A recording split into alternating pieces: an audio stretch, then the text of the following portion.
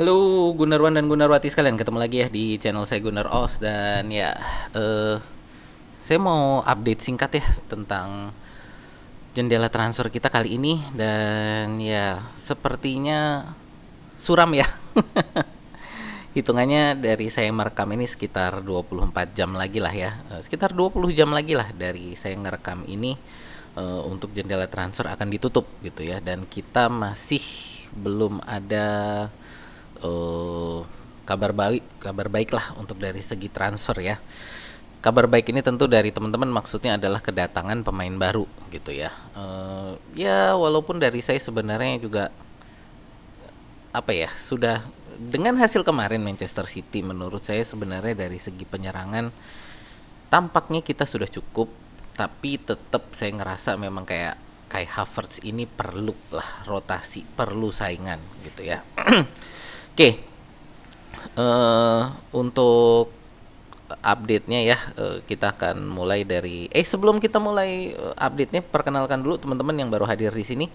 Channel saya adalah fans channel Arsenal. Jadi kalau teman-teman ngefans dengan Arsenal atau suka dengan konten-konten sepak bola semacam ini, boleh yuk di like, share dan subscribe ya.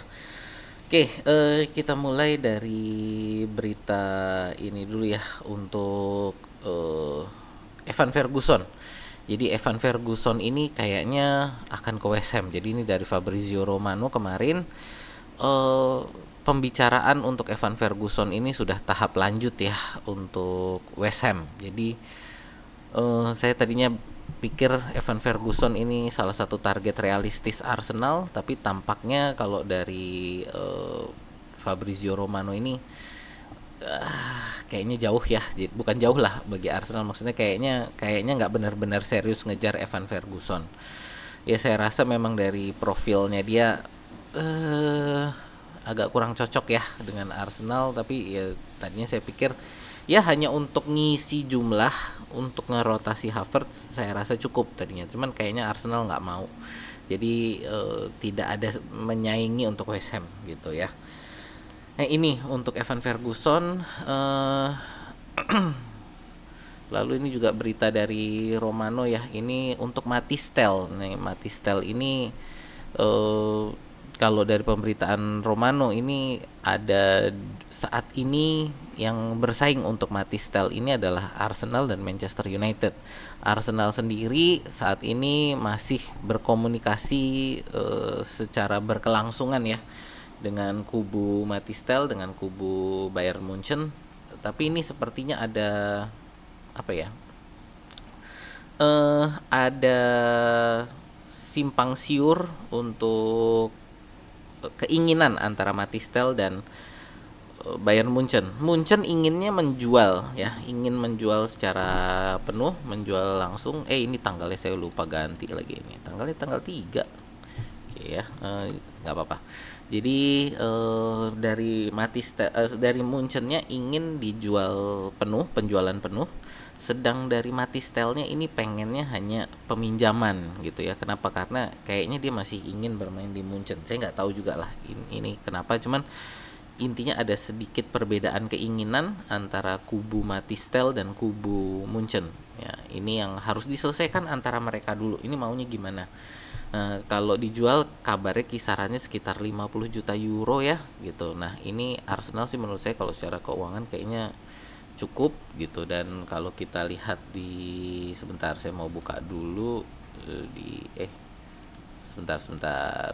Saya mau buka dulu untuk Matistel.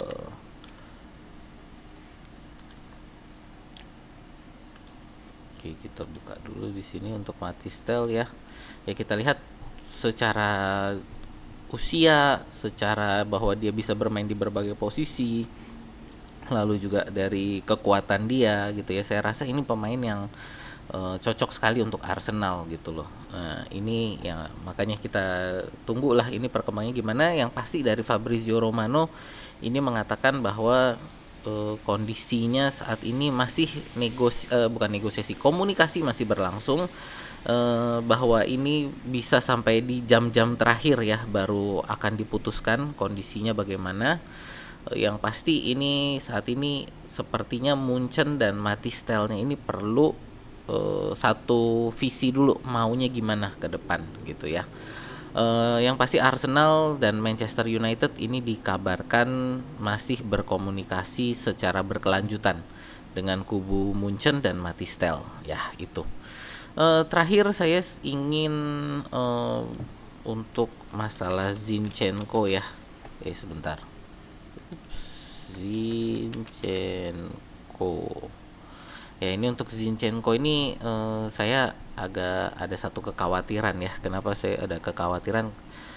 Ini jadi dijual nggak sih gitu kan? Karena ini sampai juga ini masih sampai hari ini belum ada perkembangan berita ya. Terakhir perkembangan berita sekitar 2 harian yang lalu bahwa Atletico Madrid juga tertarik gitu kan. Jadi selain Dortmund, Atletico Madrid juga tertarik. Tapi ini saya juga berharap ini segera diberesin. Kapan ini segera beres gitu ya Zinchenko ini untuk transfernya gitu ya. Kenapa? Karena memang biar segera beres gitu kan.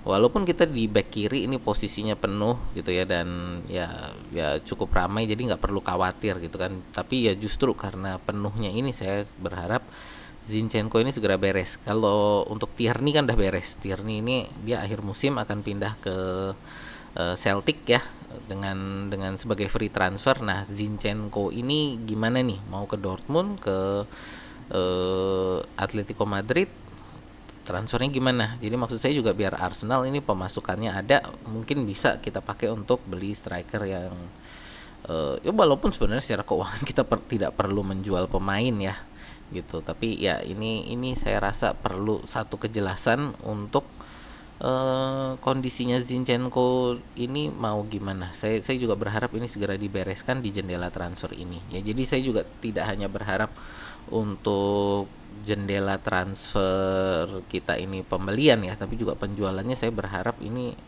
ya Zinchenko ini segera dibereskan gitu ya. Ya ini update singkat lah ya ini untuk jendela transfer kali ini.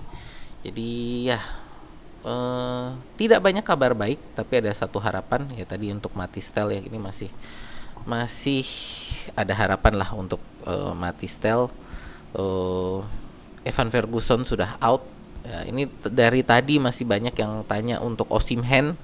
Saya berani bilang sih ini Osimhen ini saya rasa ada satu hal di belakang layar yang kenapa ini tidak ada klub besar yang kembali mengejar Osimhen ya. Jadi setelah 2 musim yang lalu di mana dia menjadi kejaran banyak klub, ini tiba-tiba sekarang dia kok cuman Manchester United ya yang melakukan penawaran, dan itu sudah ditolak oleh kubu Osimhen. Saya dengar juga ada ketertarikan dari Chelsea, tapi juga belum dengar ada penawaran konkret ya. Jadi saya juga merasa ini aneh, kenapa Osimhen ini kok tidak ada yang menawar gitu. Saya sendiri punya satu teori.